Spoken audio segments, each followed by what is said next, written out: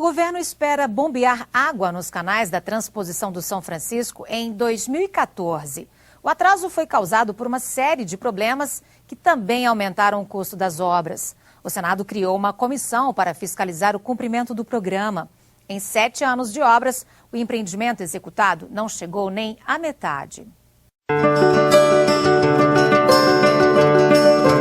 Alvo de polêmica e crítica, a ideia da transposição das águas do Rio São Francisco é antiga. Ele data do final da década de 1800, o projeto Dom Pedro II. Temos aquela famosa história de que quando o imperador Dom Pedro II visitou o Nordeste, de que venderia até os brilhantes da coroa para aplicar ali.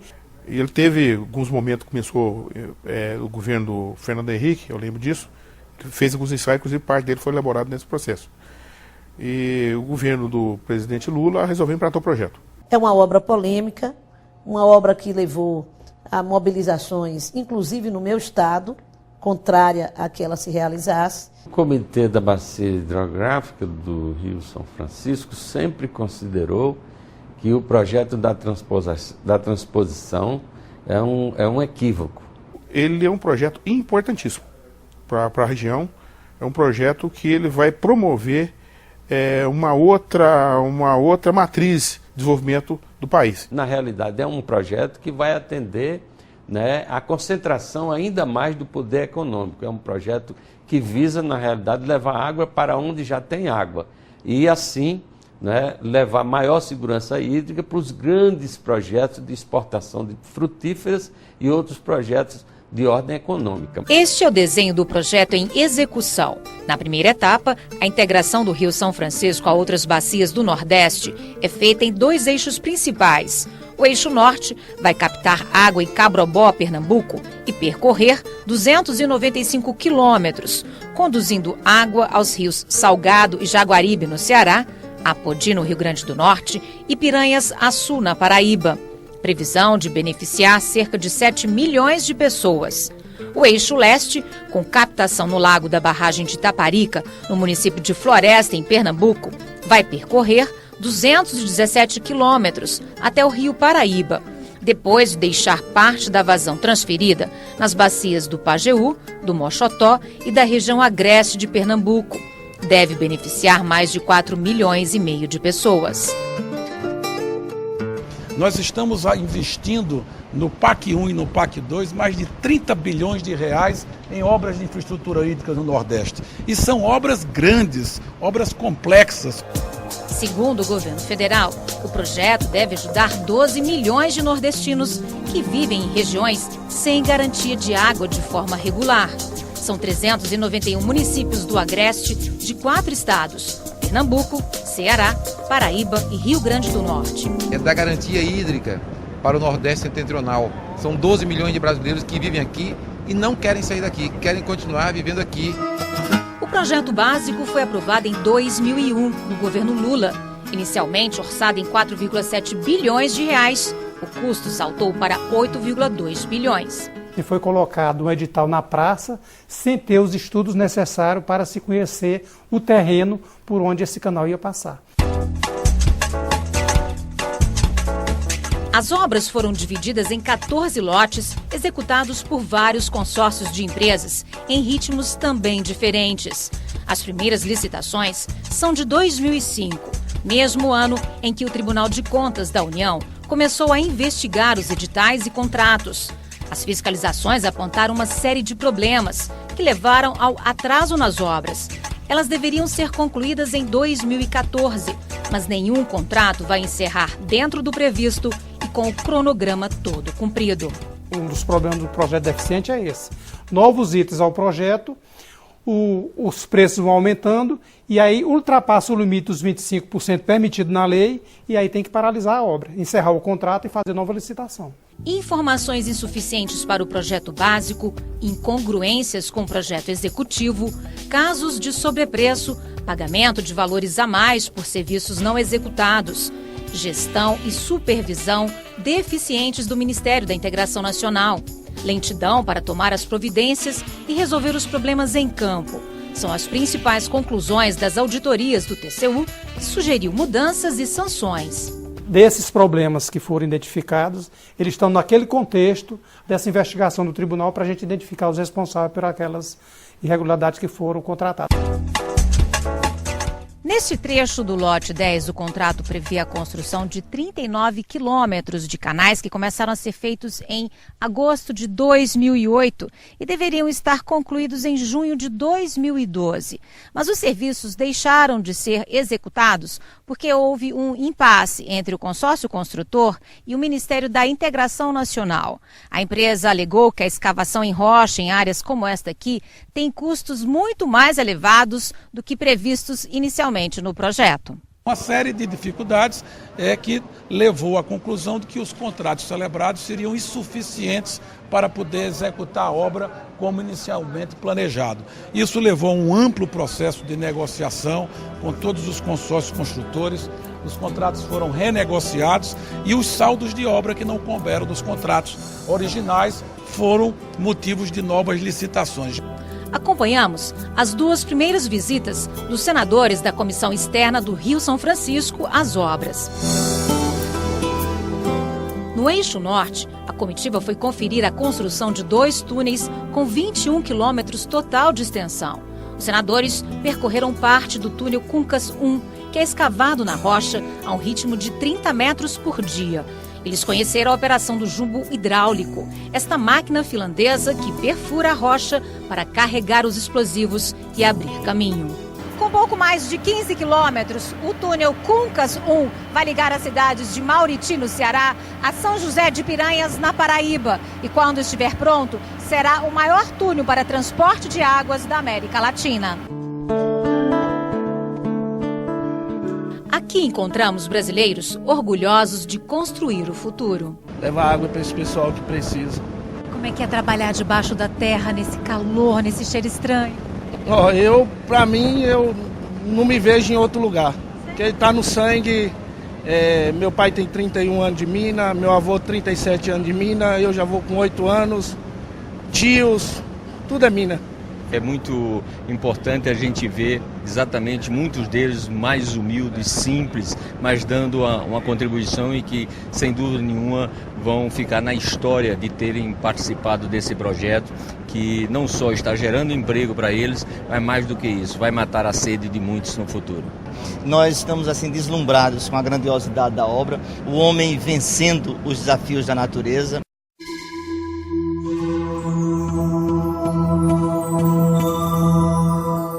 Mas a abertura do emboque no lado cearense começou mal.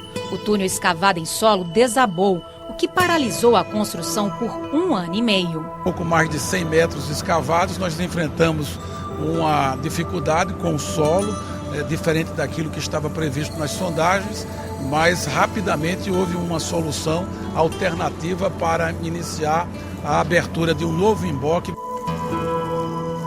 É daqui que as águas do Rio São Francisco vão ser captadas e direcionadas por este canal, passando por aquedutos, túnel, pontes, viadutos, 3 estações de bombeamento, 6 reservatórios de água, até chegar ao reservatório de Jati, no Ceará, a 140 quilômetros daqui.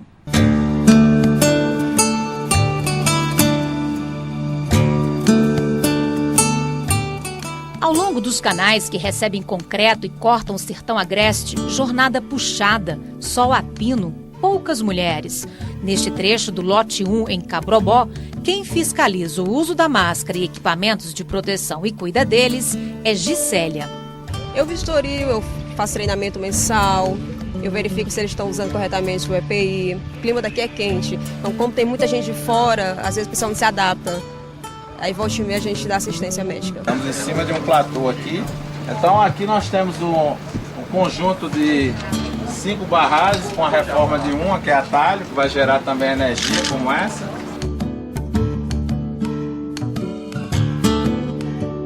Com 68 metros, a barragem de Jati, no Ceará, é a maior do lote 5.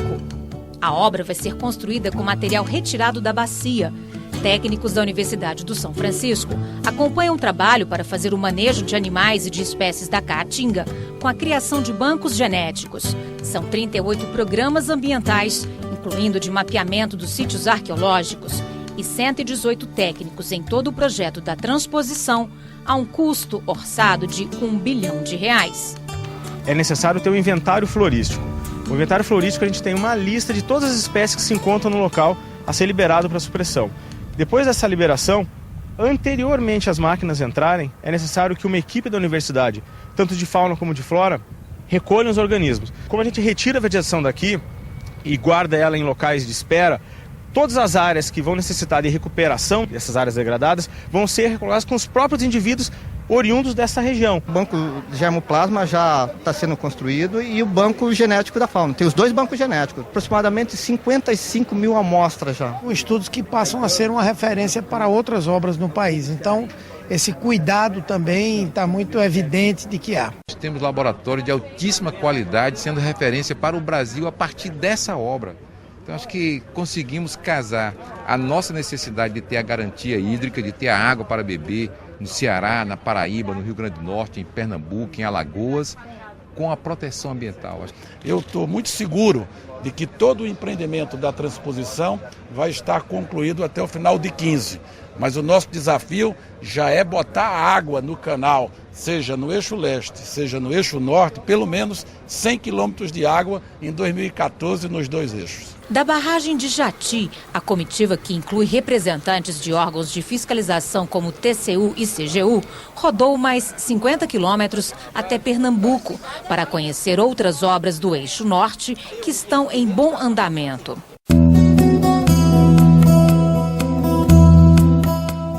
Na região de Mauriti, Ceará, o canal dividiu as terras do fazendeiro Patápio, que cultiva manga há 10 anos e produz 2.200 toneladas por ano para exportação.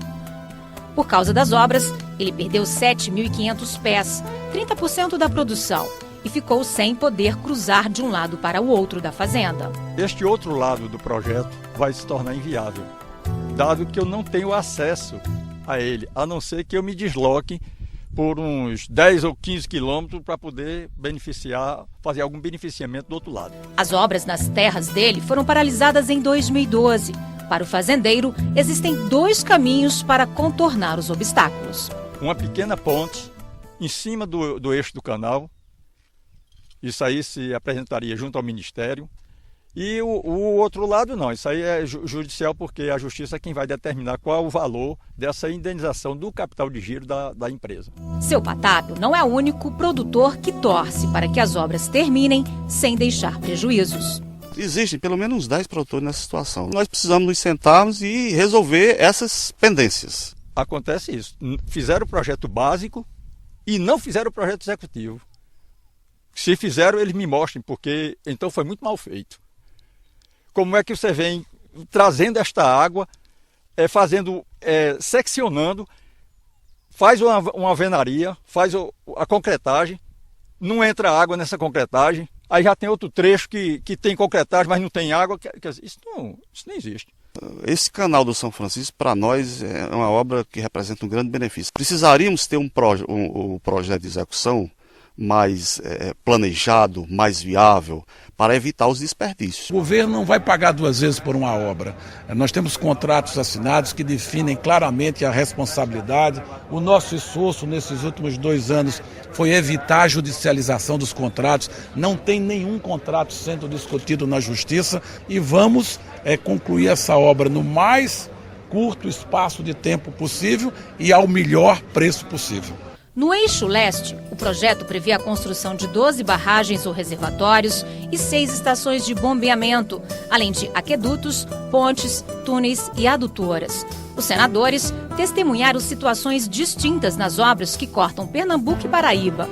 Serviços interrompidos, outros retomados e obra entregue, a do canal de aproximação, feita pelo Exército.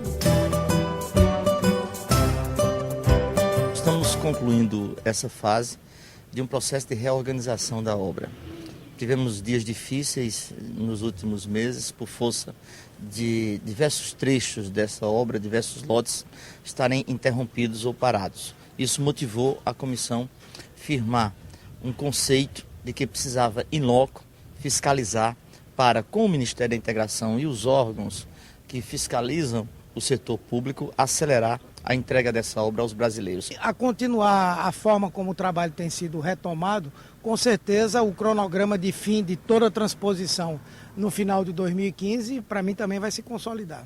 Faltou de fato planejamento, porque fazer uma obra dessa envergadura, dessa complexidade, com um projeto básico, é claro que as chances de dar certo eram praticamente perto de zero.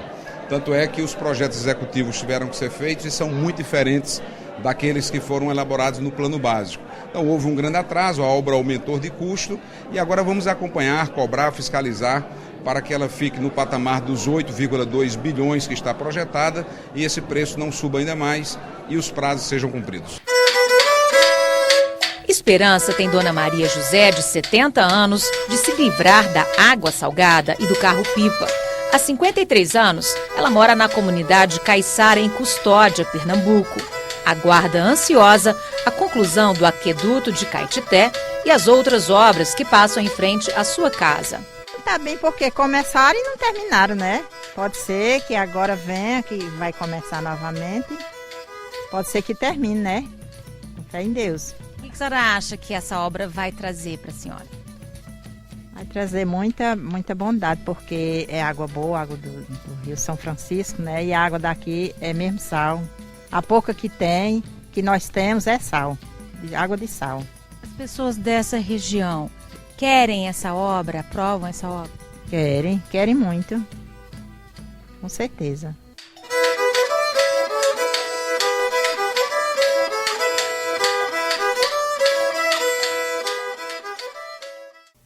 Como será distribuída a água nos canais da transposição? E quem será responsável pelo sistema?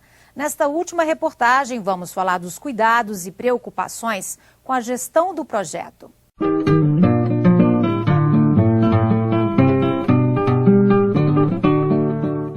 Em 2005, a ANA, Agência Nacional de Águas, autorizou o Ministério da Integração Nacional a tirar água do São Francisco para integrar a outras bacias. Estabeleceu ainda as prioridades para o uso da água, condições, prazos e definiu a vazão. 26,4 metros cúbicos de água por segundo. O Rio São Francisco tem disponibilidade hídrica para liberar esses 26,4 metros cúbicos por segundo para os outros estados. A própria lei das águas, a 9433, uma lei de 1997, ela já prevê que em situação de escassez a prioridade é consumo humano e para dessedentação de animais. O excedente, a partir do momento que tiver um deflúvio que exceda essa vazão, aí as bombas do projeto de transposição vão poder puxar até 136, 130 e poucos metros cúbicos por segundo. Então não vai afetar em nada. E importantíssimo nesse caso é trabalhar o componente gestão desse projeto. Essa água que sai de São Francisco, que vai alimentar o Nordeste Setentrional, ela é uma água do enorme valor. O governo federal vai definir quem vai cuidar da operação do sistema. A própria União tem que definir uma operadora, uma empresa, para gerenciar, para fazer a gestão, a distribuição dessa água para os estados. Depois, os próprios estados têm que ter a sua gestão dessa água. E todas essas ações vão ser acompanhadas pela ANA. E qual vai ser o preço da água a ser bombeada no projeto da transposição? O custo fixo para manter e operar o sistema é estimado em 133 milhões de reais por ano, valor a ser rateado entre os estados beneficiados. E cada estado ainda vai pagar uma cota proporcional pela quantidade de água que comprar. O estado tem um reservatório e está em uma situação de seca, então aquele seu reservatório está com volume baixo. Então o estado vai pedir que, em função de todos os estudos, que se libere uma vazão X para encher aquela água daquele reservatório. Quando tiver em épocas de chuva, que não tiver problema, ele não precisa de pedir muita água adicional. Então ele faz a reserva daquela água e vai distribuindo para a população de uma maneira geral. O Comitê de Bacia do Rio São Francisco, que não foi ouvido sob a transposição, teme pelo conflito de interesses. Cada metro cúbico de água que você destina a geração, você pode estar retirando, por exemplo, né? Ou seja, da navegação, ou seja, da irrigação. E num contexto onde o Pacto das Águas não for produzido, para que todos saibam, digamos, adequar os seus interesses, as suas demandas e seus projetos a essa harmonização, se isso não for feito, evidentemente a possibilidade do conflito é grande, já existe. A morte de um rio é uma coisa lenta, dolorosa, mas a gente já pode ver concretamente. O professor do Departamento de Engenharia Civil e Ambiental da UNB, Oscar Cordeiro, tem uma preocupação. O medo que eu tenho, e eu acho que tem que ter uma vigilância contínua quanto a isso, é uma utilização irresponsável, ineficiente dessa água. E, nesse caso, todos nós brasileiros vamos arcar com esse prejuízo. Não é um projeto para atender Estado A, B ou C, isso é um projeto de nação. E ele tem que ser cuidado, tratado dessa maneira.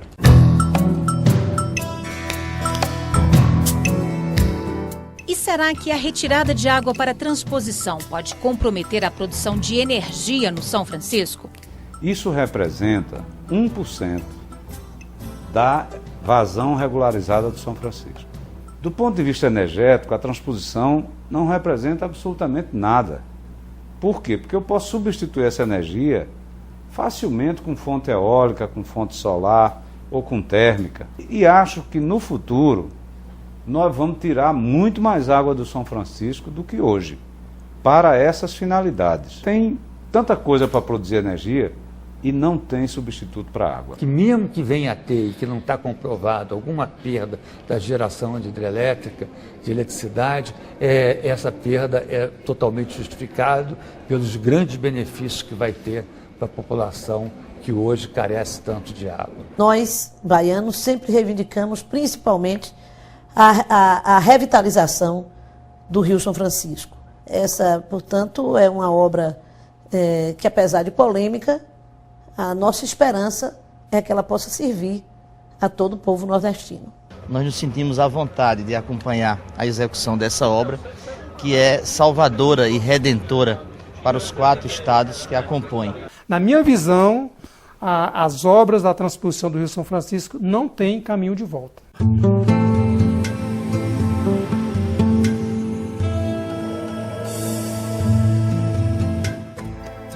O Repórter Senado termina aqui. Você pode acompanhar esta e outras edições do programa no portal do Senado na internet, no www.senado.leg.br/TV. Até o nosso próximo encontro.